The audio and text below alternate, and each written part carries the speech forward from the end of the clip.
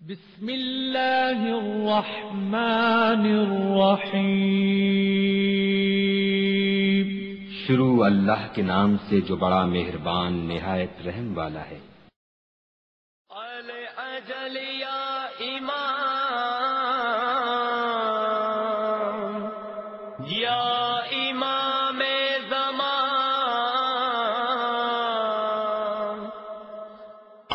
اجل یا امام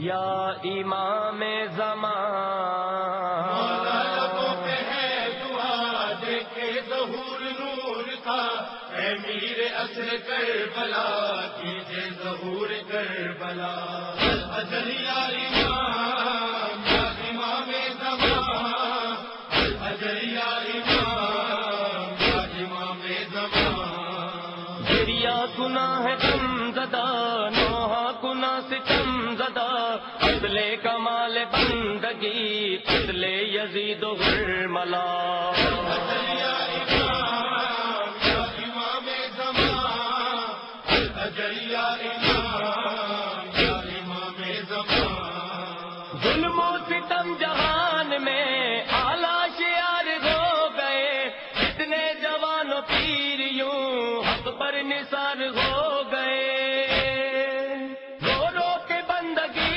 یہی کہتی ہے سر کو پیٹ کر، رو رو جفا جہاد میں کیسے شمار ہو گئے۔ انٹرنیٹ سے سوالات آئے، پہلے وہ پوچھے جاتے ہیں پھر بعد میں اور سوال بھی عرض کروں گا۔ جی میں نے یہ سوال ہے انٹرنیٹ سے کہ میں نے ایک مجلس میں سنا ہے کہ حضرت آدم علیہ السلام سے لے کر حضرت عیسیٰ علیہ السلام تک اگر کوئی نبی مولا علی علیہ السلام کی ولایت کا اعلان نہیں کرتا تو انہیں نبوت نہیں ملتی۔ ہاں، باہر جگہ روایت میں ہے، وہ روایت یہ ہے کہ اللہ نے جب یوم الفت عہد لیا تھا تو اس روایت میں یہ ہے، ہمارے ہاں بھی ہے، ہمارے برادران اسلامی کی بعض کتابوں میں بھی ہے کہ اللہ نے 3 عہد لیے تھے، الفت بربکم، اللہ نے کیا میں تمہارا رب نہیں ہوں، دوسرا یہ کہ علیہ محمد النبیکم، کیا پیغمبر اکرم تمہارے نبی نہیں ہے، علیہ علی ولیکم، تو لہٰذا انہوں نے اقرار کیا تھا اللہ کی توحید کا، پیغمبر کی رسالت کا اور مولا علی کی ولایت کا۔ تو بہرحال ایک روایت ہے، اس کے مطابق نہ کوئی عقیدہ رکھنا ضروری ہے کہ نہ کوئی انکار کرنے کا جواز ہے، روایت من الروایات، صحیح ہو تو مولا کی فضیلت ہے اور نہ بھی صحیح ہو تو اس میں مولا کی عظمت پر کوئی فرق نہیں ہے۔ جی، کیا نبی پاک نے حضرت علی علیہ السلام کو کعبہ کا مقام دیا تھا اور حضرت بلال سے کہا تھا کہ جس طرف علی علیہ السلام کھڑے ہیں اس طرف منہ کر کے اذان دو؟ نہیں، یہ بالکل غلط ہے جی۔ جناب مولا عظیم کے بارے میں یہ روایت ارض المطالع میں بھی ہے، یہ نابی الموقف میں ہے کہ مولا پیغمبر نے فرمایا مثل علی فی امتی کا مثل الکعبہ، کہ میرے علی کی امت میں، میری امت میں علی کی وہی مثال ہے جو خانہ کعبے کی ہے، جس طرح خانہ کعبے کی طرح منہ کر کے نماز پڑھنا واجب ہے، علی کی ولایت کا اقرار کرنا بھی لازم ہے۔ لیکن یہ جو ہے کسی روایت میں نہیں ہے کہ جناب پیغمبر نے فرمایا ہو کہ اے بلال ادھر علی کا رخ ہو تم ادھر منہ کر کے اذان کہنا، یہ کوئی من گھڑت معلوم ہوتی ہے، ورنہ وہ حکم یہ ہے کہ خانہ کعبے کی طرف منہ کر کے اذان دی جائے، اللہ اللہ بتائے اللہ۔ ویسے واجب نہیں ہے، اذان بھی مستحب ہے کہ خانہ کعبے کی طرف منہ کرنا بھی مستحب ہے، آپ ادھر منہ کر کے دے دیں تو بھی اذان تو ہو جاتی ہے، لیکن یہ کوئی روایت میں نے کم از کم نہیں پڑھی کہ پیغمبر نے جناب بلال سے کہا ہو کہ جدھر مولا علی ہوں ادھر منہ کر کے پڑھنا۔ جی، کیا نبیوں نے عبادت اللہ سے سیکھی یا 14 معصومین علیہ السلام نے انہیں سکھایا؟ کس نے؟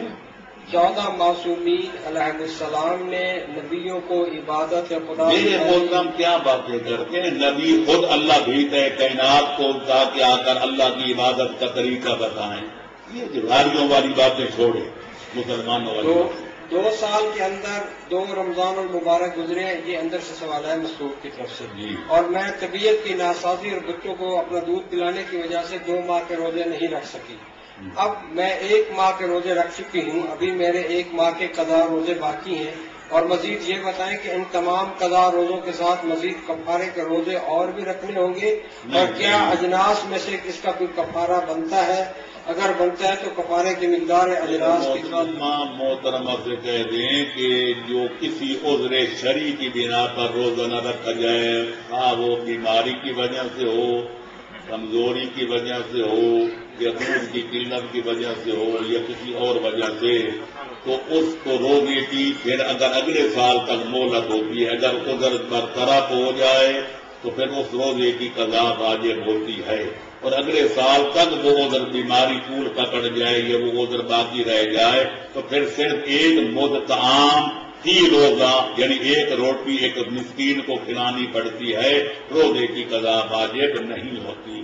اور اگر عذر کا برطرف ہو جائے، چند مہینے کے بعد بندہ ٹھیک ہو جائے، عورت ہو یا مرد ہو، اگلے ماہ رمضان تک جان بوجھ کے قضا نہ کرے تو پھر قضا بھی کرنی پڑتی ہے، اور ایک مد طعام کا یعنی 13-14 چھٹاکیاں دانے بھی ایک مسکین کو ایک روزے کے بدلے 7 دینے پڑتے ہیں، اور کوئی کفارہ وغیرہ نہیں۔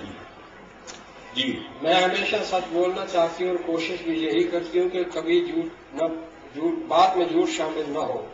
اگر کبھی بات اچانک منہ سے نکل بھی جاتی ہے تو بعد میں میں خدا سے بھی معافی مانگتی ہوں اور دوسروں کو بھی اس کا صحیح بتانے کی کوشش کرتی ہوں۔ پھر انشاءاللہ خدا گرفت نہیں کرے گا، خود چونکہ حق الناس بھی ہے کہ حق اللہ بھی ہے، لہٰذا اللہ سے بھی معافی مانگنی یہی جھوٹ کی، اور اگر جھوٹ کی وجہ سے کسی کو کوئی نقصان پہنچا ہے اس کی تلافی بھی کرنی چاہیے، پھر یقیناً خدا معاف کرے۔ ایک شخص دوسرے سے ناراض ہے اور آدمی غلط بیانی کر کے آپس میں چاہتا ہے کہ اس کی دوستی ہو جائے اور دشمنی نہ رہے، تو کیا یہ چیزیں جو غلط بیانی کر کے ایک دوسرے کے بارے میں بتاتے ہیں وہ کس زمرے میں شمار؟ بات میرے محترم یہ ہے، شیخ ساقی نے گلستان آج سے 700 سال 800 سال پہلے لکھا تھا کہ دروغ مصلحت امیر بے الزراف کی فتنہ انگیز۔ دو دوست ہیں، ایک نے کسی کا شکوہ کیا، کسی نے سن لیا، اس نے آ کر مرد مثالہ لگا کر دوسرے کو پہنچایا کہ تو کہتے فلانا میرا دوست ہے، وہ تجھے گالیاں دے رہا تھا۔ اس نے گالی دی بھی ہے تو سچ، لیکن اس کے سچ بولنے سے دو دوستوں میں دشمنی پڑ جائے گی، پتہ نہیں نوبت کہاں تک پہنچے گی۔ اور ایک دفعہ یہ ہے کہ وہ اس کا گلہ کر رہا تھا اور وہ آ کر سننے والا کہتے ہیں میاں تو فلانے کو اپنا مخالف سمجھتا ہے، وہ تو لوگوں میں بیٹھ کر تیری تعریف کر رہا۔ یہ پشیمان ہوگا کہ میں جس کو دشمن سمجھا تھا وہ میری تعریفیں کرتا ہے، پھر ادھر سے اٹھے ادھر آ کر کہہ دے تو کہتا تھا میرا فلانا مخالف ہے، میں نے تو دیکھا لوگوں میں بیٹھ کر تیری تعریفوں کے پل باندھ رہا تھا۔ اس نے بولا تو جھوٹ ہے، لیکن فتنہ مٹانے کے لیے، دشمنی ختم کرنے کے لیے، دوستی بڑھانے کے لیے اس نے سچ بولا تھا، یہ گالیاں دے رہا تھا۔ اس نے مرض مثالہ لگا کے بتایا اس کا سچ بولنا گناہ ہے، اس کا جھوٹ بولنا کار خیر ہے اور اس کو ثواب ملے۔ سارا نظام اسلام مہم و ہم پر چلتا ہے۔ وضاحت کر دوں کہ عورت کو ہاتھ لگانا نامحرم کو ناجائز ہے، لیکن اگر وہ ڈوب رہی ہو یا آگ میں جل رہی ہو یا بیمار ہو تو ڈاکٹر کے لیے، ہاتھ سے بچانے والے کے لیے، پانی سے نکالنے والے کے لیے ہاتھ لگانا جائز ہی نہیں، واجب ہے۔ سورج گوشت کھانا حرام ہے لیکن جان بچانا زیادہ اہم ہے۔ کتنی بھوک سے مر رہا ہو کہ اور کوئی کھانے کی چیز نہ ہو حلال، اتنی مقدار کھا لے کہ جان بچ جائے، اس وقت سور کا گوشت کھانا اللہ فرماتا لا اسمال ہے۔ اگر وہ اتنی مقدار کھا لے کہ جان بچ جائے تو کوئی گناہ نہیں، کیوں کہ وہ مہم ہے کہ یہ اہم ہے۔ سارا نظام اسلامی مہم ہم پر چلتا ہے تو جھوٹ بولنا بے شک حرام ہے، لیکن ان کی دشمنی ختم کرنا اس سے زیادہ لازم ہے۔ تو اگر دشمنی ختم کرنا موقوف ہے جھوٹ بولنے پر تو جھوٹ جائز ہوگا کہ سچ بولنے سے دو دوست اپنے دشمن بن رہے ہوں تو سچ بولنا حرام ہوگا۔ چلو اخبارات میں تاریخ پیدائش کے حوالے سے بتایا ہوتا ہے کہ آج کا دن کیسا رہے گا، اس پر یقین کیا جا سکتا ہے؟ یقین قطعاً نہیں کیا جا سکتا، یہ تک بازی ہوتی ہیں اور لوگوں کو پریشان کرتے ہیں۔ دگوں پرست لوگ روزانہ اخبار پڑھتے ہیں آج کا دن کیسے گزرے گا، اللہ فرماتے کوئی نہیں جانتا کل کیا ہوگا۔ لہذا ان جنٹریوں والوں پر ان جو پڑپڑا جو ہے غیر کی خبریں دینے والوں پر نجومیوں پر اپنا رمالوں پر ان کی باتوں پر اعتبار کرنا شرعن حرام ہے. قطعاً ان پر اعتبار نہ کریں. وہی ہوتا ہے جو منظور خدا ہوتا ہے. یہ تو یہ بھی نہیں بتا سکتے صبح بیٹھے شام تک کتنے پیسے کمائیں گے. آپ کو کیا بتائیں گے کہ آپ کا دن کیسے گزرے؟ کیا ہاتھوں کی لکیروں پر اعتبار کیا جا سکتا؟ وہی بات میں نے ساری کی. یہ کانگریس جو بیٹھے ہوتے ہیں پوچھو جو پوچھو جو چاہو پوچھو بیٹھے ہیں بیچارے نیچے تک یہ بھی کوئی نہیں ہے.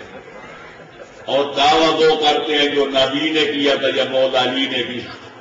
پوچھو جو پوچھو کیونکہ پوچھنا تمہارا کام ہے کہ جھوٹ گھڑ گھڑ کے بتانا ان کا کام ہے.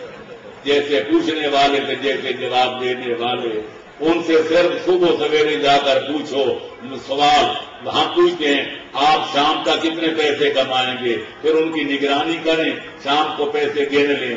اگر وہ صحیح جواب دے تو باقی باتوں پہ اعتبار کرنا. جن کو اپنی کمائی کا بدل شام تک کتنے کمائیں گے آپ کے مستقبل کے بارے میں کیا بتائیں گے. یہ دل میں یقین لوگ ہوتے ہیں میرے شادی پرانی جگہ ہوگی یا نہیں, میں مقدمے میں کامیاب ہوں گا یا نہیں, امتحان میں پاس ہوں گا یا نہیں. اللہ کے بندو عالم کے اسباب ہے. تم اپنی جد و جہد کرو, قد و کاوش کرو, سعی و کوشش کرو, نتیجہ اللہ کے حوالے کرو. لیس للانسان الا ما سعی. وہی ہوتا ہے جو منظور خدا ہوتا ہے. جی میں شطرنج کھیلتا ہوں. بعض مجتہدین نے اسے غلط کہا جبکہ کچھ مجتہدین نے اسے اگر جوئے کے بغیر کھیلا جائے تو جائز کہا. آپ اس بارے میں شطرنج جس کا نام ہے یہ فعل یزید ہے. لہذا اسلام میں شطرنج کھیلنے کی کوئی گنجائش نہیں, جس طرح زنا کاری اور شراب خاری کی کوئی گنجائش نہیں ہے. اللہ اللہ کے خیر اللہ لوگ بہانے بنا لیتے ہیں. غالب نے کہا تھا میں سے غرض نشاط ہے کس روح کیا آپ کو, ایک گونا بے خودی مجھے دن رات چاہیے. میں تو غم غلط کرنے کے لیے پیتا ہوں, کوئی حد نفس کے لیے تو نہیں پیتا. پھر شراب جائز ہو جائے. میں سے غرض نشاط ہے کس روح سے آپ کو, ایک گونا بے خودی مجھے دن رات چاہیے. یہ بھی کہتے ہیں کہ وقت نبھانے کے لیے ہم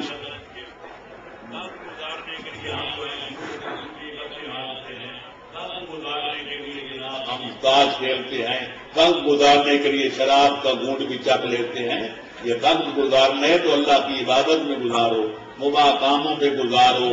مومن کے بارے میں ہے ایک اس کا جو وقت گزرتا ہے اللہ کی عبادت میں, لوگوں کے ساتھ روابط رکھنے میں اور جائز لذات حاصل کرنے میں. جب جائز لذات شریعت میں جائز ہیں تو پھر شراب یا شطرنج پینے کا کیا مطلب. جی آپ کی کتاب سعادت الدارین کا مطالعہ کرنے کا شرف حاصل ہوا. آپ نے غنا کا ذکر کیا, مہربانی کر کے وضاحت کریں یہ مارکیٹ میں نوحے, اسلامی ترانے, ملی نغموں کے بارے میں کیا حکم ہے. میرے محترم مجھے گانا نہیں آتا, میں آپ کو گا کے بتاؤں کس کو گانا کہتے ہیں. میں فقیر کا کام ہوتا ہے شراب حرام ہے, اس کا پینا بھی حرام, بیچنا بھی حرام, خریدنا بھی حرام, بنانا بھی حرام, پلانا بھی حرام, پینا بھی حرام. اب ایک بوتل میرے پاس لے کر آئیں جناب اس میں یا سندل کا شربت ہے یا شراب ہے, تو میں اگر مگر ہی کہوں گا. اگر شراب ہے تو حرام ہے, سندل کا شربت ہے تو حلال ہے. جس بندے نے دیکھی نو شراب وہ کیسے بتائے گا کہ اس کا ذائقہ کیسا ہوتا ہے یا رنگ کیسا ہوتا ہے. پینا ایک کام ہے, گانا بجانا یہ علماء کا کام نہیں کہ وہ گا کے لوگوں کو بتائیں کہ گانا یہ ہوتا ہے. گانے والے خود موجود ہیں, گانے والے